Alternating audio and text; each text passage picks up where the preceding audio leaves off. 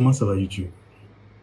Aujourd'hui, on fait une vidéo un peu spéciale. Je vais partager avec toi des passages bibliques, des passages qui sont vraiment intéressants, qui sont vraiment forts, qui sont vraiment puissants en termes de prière pour la richesse et autres. Parce que c'est que beaucoup ici sont chrétiens et beaucoup ici prient pour avoir la richesse. Et je vais donc partager avec toi certains passages. Je pense au nombre de 10. Si ça sera trop long, je vais couper en deux parties. Je ne sais pas encore comment ça va se passer au niveau du montage, mais ça dépend. Le titre te dira si oui ou non c'est une partie ou deux parties. Donc, c'est parti.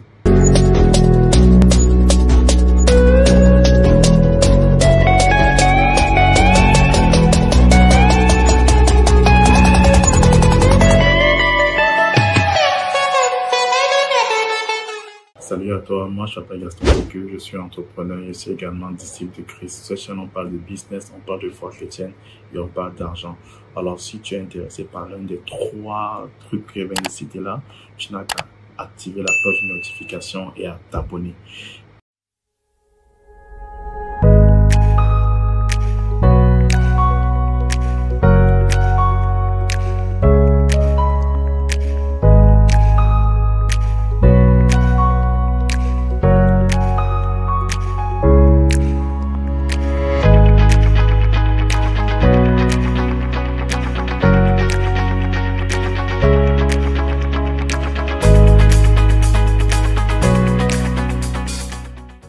Pour terminer, dans le cas où tu désires commencer à te générer des revenus avec Canva, j'ai créé une formation en Canva qui te permettra de pouvoir gagner de l'argent avec le logiciel. Si tu ne connais pas comment utiliser Canva, tu ne connais pas comment, en fait, tu ne connais vraiment pas Canva, je t'invite à rejoindre la formation pour pouvoir être formé, pour pouvoir être équipé pour commencer à générer du cash avec Canva. Le lien est dans la description de cette vidéo, donc va tout de suite pouvoir saisir l'offre qui t'attend. Ok, dans cette vidéo, on va parler de foi, on va parler de prière, on va parler de versets bibliques que tu peux utiliser pour alimenter prière par rapport à l'argent. Je ne dis pas forcément que ces versets vont te rendre riche, non. Parce que, bon, vers la fin, on va en parler, mais ces versets vont vraiment t'aider à prier dans les termes, pouvoir briser certains liens. Parce qu'il faut qu'on se dise, il est certes vrai qu'on peut travailler énormément, mais si l'Éternel te bénit, celui qui travaille en vain. Tu vois, donc c'est important que peut-être il y a des choses qui bloquent ta vie, qui sont vraiment des obstacles à ton épanouissement financier. Donc, dans cette vidéo, je vais partager avec toi quelques versets bibliques que tu peux utiliser dans ta prière. Parce que Dieu le dit à sa parole, réveille ma mémoire. Très souvent, lorsqu'on prie simplement comme ça, alors que il faut apprendre à réveiller la mémoire de Dieu. A dit, Seigneur, ce n'est pas moi qui ai dit, c'est toi qui as dit. Donc, voilà ce que tu as dit dans ta parole. C'est très important souvent de le faire. Donc, sans plus attendre, on va commencer. Le premier passage que je vais partager avec toi, c'est Deutéronome 8. Moi, je lis dans la version parole de vie. Donc, ça peut être différent de ma version. Donc, il n'y a pas de souci. Moi, c'est parole de vie. Deutéronome chapitre 28, verset 6. Là, il est écrit, ainsi, il vous bénira dans toutes les circonstances de votre vie. Très souvent, lorsqu'on est découragé, on est bizarre, on voit que les choses se passent bizarrement, le Seigneur nous rappelle encore, il nous bénit dans toutes les circonstances de notre vie. Donc, sache que tu peux rappeler ça à Dieu, tu peux rappeler ça à la situation que tu traverses. Je sais que je suis béni dans toutes les circonstances de ma vie. Alors, je ne vais pas me laisser aller au découragement. Le deuxième verset que je vais partager également dans le livre Deutéronome, là, il est écrit, le verset 28, chapitre 28, verset 11. Elle est écrit, le Seigneur vous couvrira de bien dans le pays qu'il a promis à vos ancêtres de vous donner. Vous aurez beaucoup d'enfants, vos troupeaux seront nombreux et vous aurez de belles récoltes. Pour vous, le Seigneur ouvrira le ciel au moment où il fera tomber la pluie sur votre pays. Ainsi, il bénira tout ce que vous faites. Vous n'aurez pas besoin de demander des prêts d'argent. Au contraire, vous qui en prête, c'est vous qui en prêterez à beaucoup d'étrangers. C'est un passage en fait très fort parce qu'il en te dit que le Seigneur va vous bénir.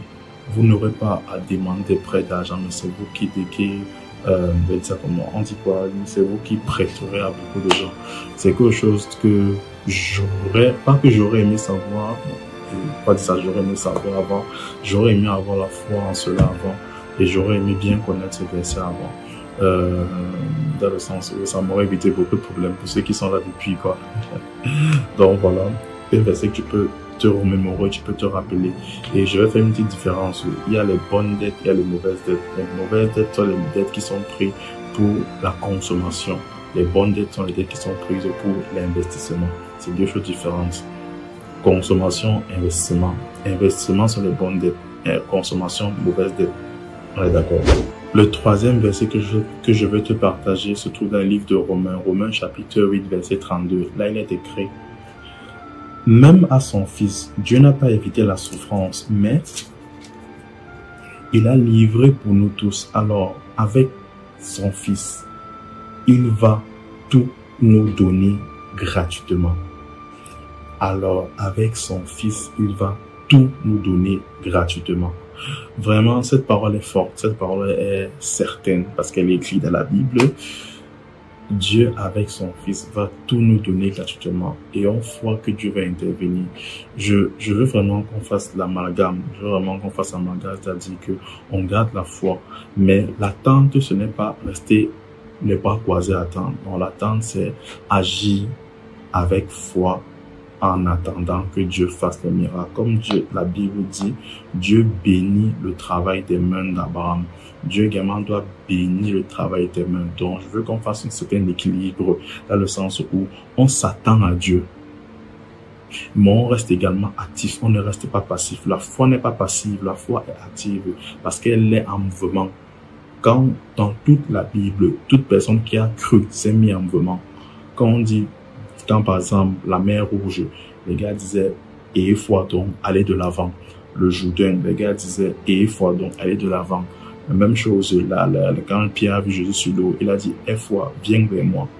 La foi est toujours en mouvement, elle n'est pas en attente.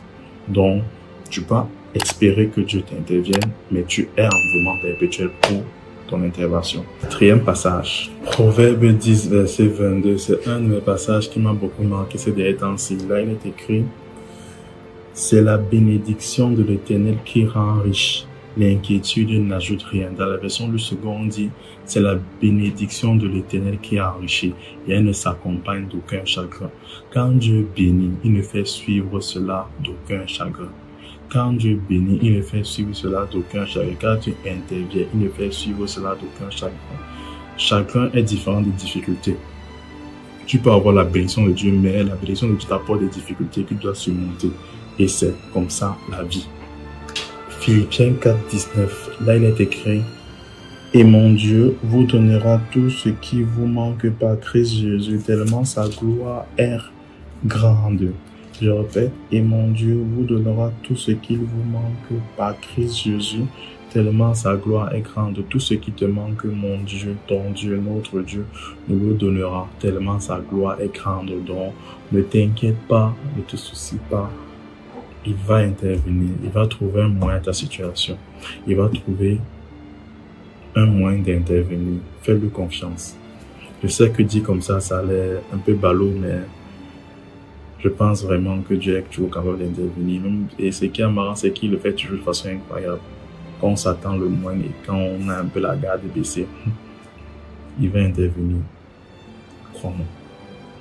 Sixième passage, dans Job 22, verset 21, là il est écrit: fais donc la paix avec Dieu et tout ira bien. Tu connaîtras le bonheur. Tu connaîtras de nouveau le bonheur. Fais donc la paix avec Dieu et tout ira bien. Tu connaîtras de nouveau le bonheur. La paix avec Dieu, c'est le secret du bonheur. L'argent, c'est bien. Là, je ne peux même pas te dire que l'argent, c'est pas bien. L'argent, c'est très bien. Mais la paix avec Dieu te garantit le bonheur.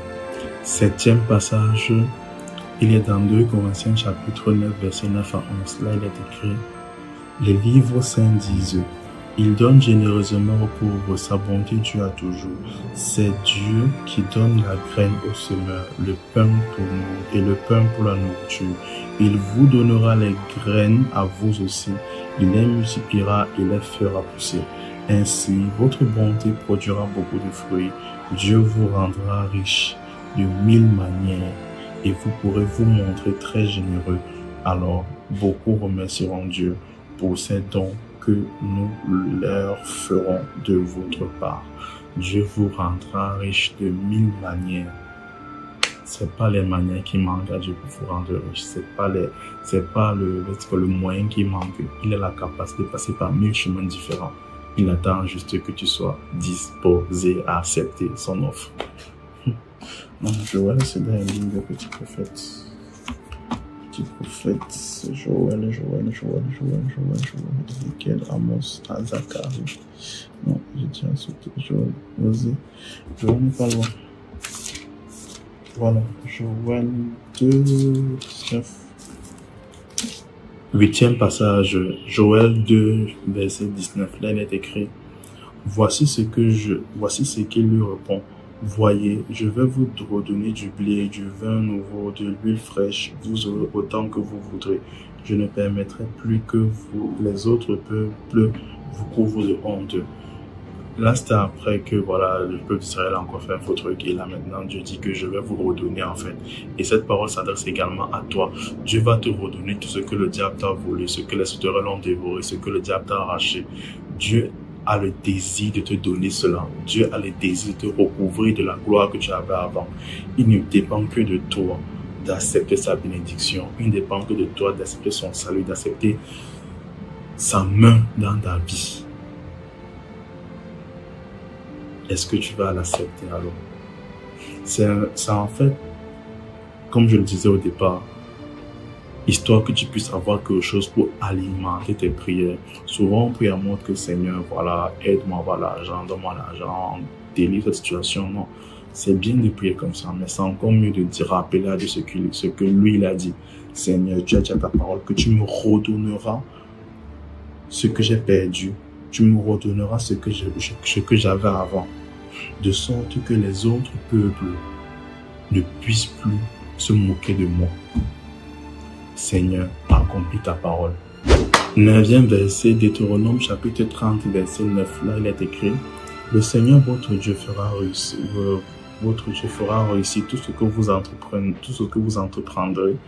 Vous aurez beaucoup d'enfants, vos troupeaux seront nombreux et vous aurez de belles récoltes. En effet, le Seigneur aimera de nouveau vous faire du bien, comme il en a fait à vos ancêtres. Je vais faire un petit disclaimer ici, là.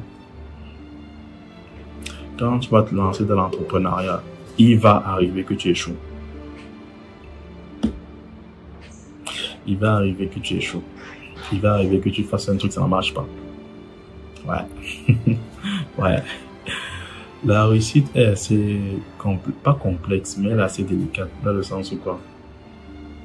Souvent, pour réussir, il faut échouer. Souvent, pour pouvoir mieux réussir, il faut échouer. Parce que quand tu échoues, tu comprends ce qui t'a fait échouer. Et à un moment, tu réussis parce que tu as tellement échoué, tu sais ce qui ne va pas. Tu sais comment ne pas échouer. Je sais pas si tu comprends un peu. Tu as tellement échoué, tu sais ce qui ne va pas. Tu sais comment ne plus échouer. Donc, c'est un peu un truc que je vais te rappeler. C'est important, en fait, de savoir ça. Donc, Dieu va te bénir dans tout ce que tu vas entreprendre. Mais ça ne veut pas dire que comme tu vas prier là, tu ne vas plus jamais échouer. Non. Ça veut juste dire qu'il va t'accompagner dans tout ce que tu vas entreprendre. Et dans toute chose qui va t'arriver. Cela concourt à ton bien. Et le dernier passage, c'est dans Psaume chapitre 128, verset 2. Là, il est écrit, oui, c'est toi qui profiteras du résultat de ton travail. Tu seras heureux, tout ira bien pour toi. Et le verset qui le précède, c'est, ils sont heureux, ceux qui respectent le Seigneur et qui vivent comme il le demande. Et on enchaîne en disant, oui, c'est toi qui profiteras du résultat de ton travail, tu seras heureux et tout ira bien pour toi. Ils sont heureux, ceux qui respectent le Seigneur et qui vivent comme il le demande. Le secret du bonheur, c'est de vivre comme Dieu le demande. Ça a l'air tout bête, mais c'est de vivre comme Dieu le demande. Tu vas faire des choses, mais tu ne seras pas véritablement heureux. Il y aura toujours un truc qui sera bizarre en toi. Je ne dis pas forcément qu'on doit tu vas tout bien faire, non. Même moi qui te parle, s'il y a des choses que je n'arrive pas à bien faire, mais que voilà, je me bats encore, des choses que je ne peux pas encore faire et que Dieu demande, mais c'est compliqué. Mais j'ai envie de dire que fais ce que tu es capable de faire et laisse Dieu faire ce que tu n'es pas capable de faire. C'est un peu ma parole pour toi aujourd'hui.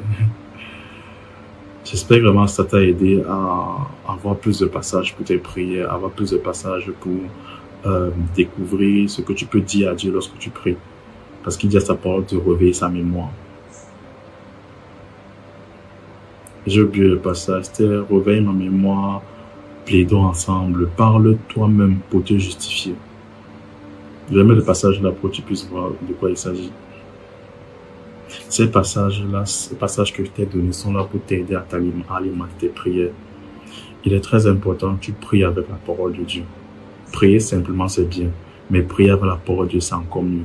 Il est très important que tu apprennes à prier avec la parole de Dieu. Très sincèrement.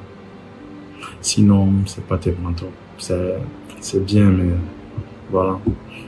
Quand tu rappelles à quelqu'un ce que lui il a dit, c'est plus puissant. Donc voilà, c'est tout ce que je peux te donner. Ça va t'aider dans tes prières.